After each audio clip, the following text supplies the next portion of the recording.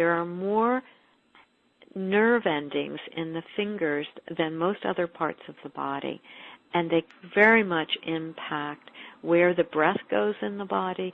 They impact where energy flows in the body. They're subtle, but they can definitely affect mood. And in fact, let's just do one right now let's do Ganesha Mudra.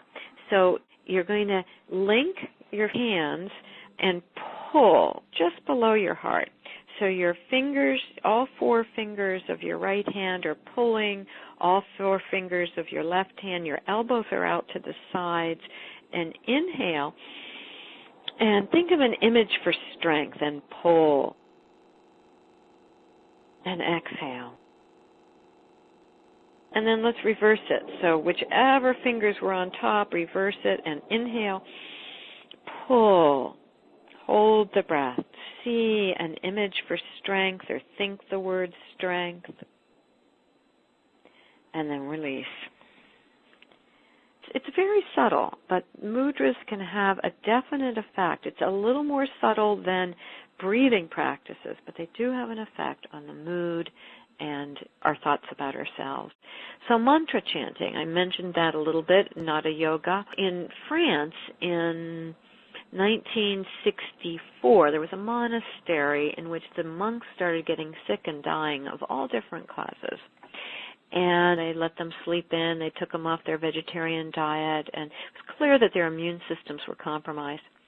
And finally, a famous audiologist came to the monastery and said, well, what changed in terms of sound?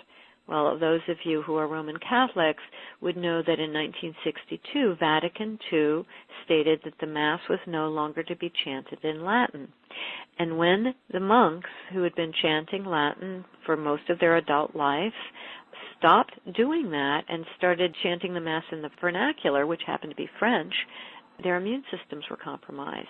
When they reinstituted Latin chanting, and they did that by getting special permission from Rome, the health problems ameliorated.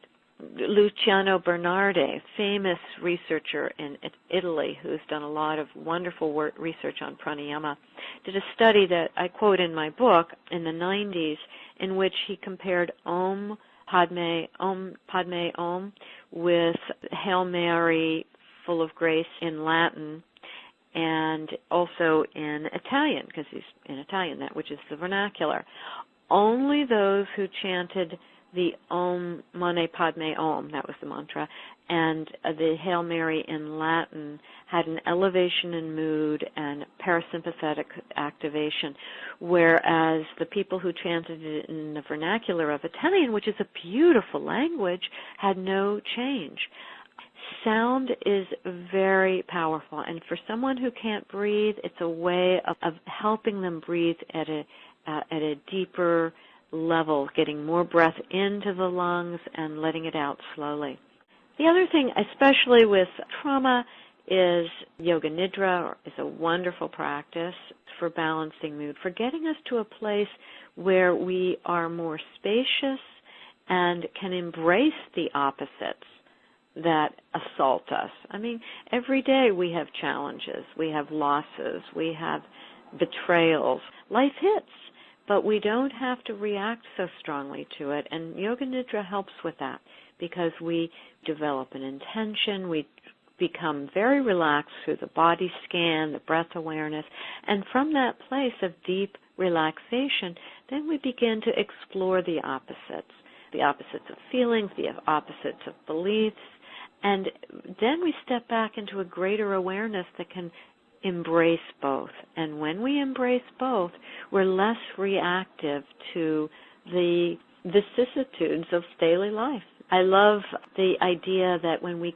clear our space every day, the barbs of life just won't stick. We'll feel them, but they won't stick.